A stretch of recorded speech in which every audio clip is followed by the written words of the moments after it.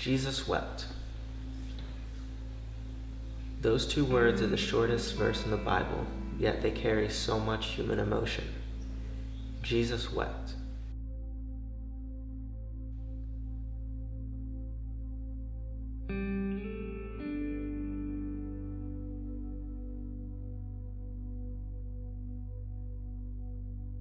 When Lazarus died, everyone around him was suffering, weeping, and mourning, especially his two sisters. But the fact that Jesus wept meant that he had empathy for them. He felt what they were feeling in that moment when Lazarus died. He had compassion on them.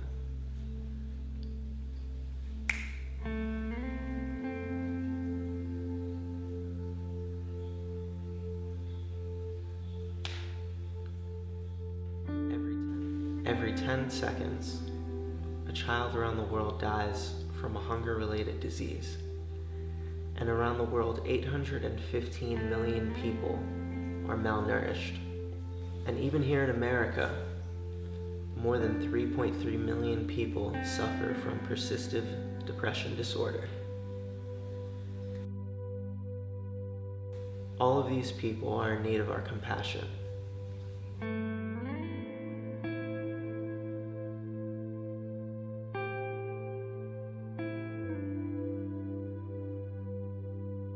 The question often arises, what is compassion? A lot of us have empathy. We understand the things that our fellow human is going through, our brothers and sisters. But empathy is only the ability to feel and understand what someone is going through. Compassion goes beyond that. Compassion challenges us to act upon our desire to help the people who are suffering, to look on our brothers and sisters and see the burdens that they're carrying, and instead of wanting to help them, to actually take the action to help them.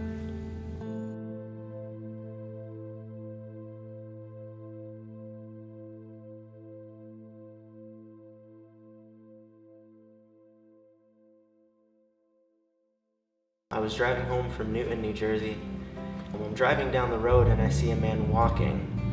I thought to myself, if I was walking, how much would I hate this? Because if it's snowing, you're cold, but if it's raining and your clothes are getting wet and it's cold enough to be snowing, then that's a whole new level. So I saw him walking and I decided to pull over and ask him where he was headed. And he told me that he was headed to basically the town where I live.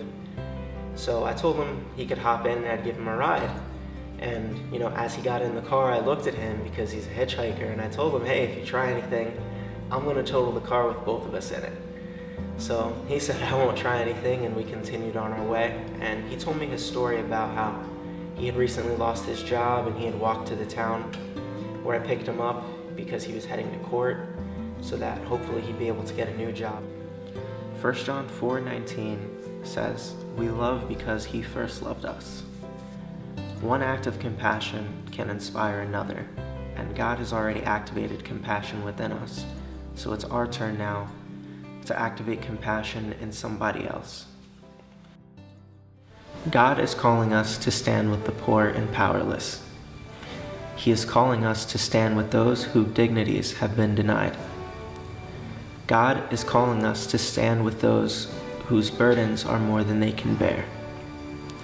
God is calling us to be compassionate.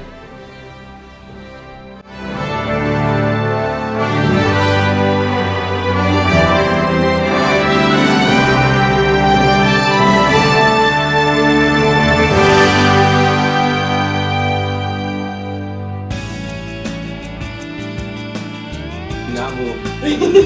Say cut. Cut. Cut.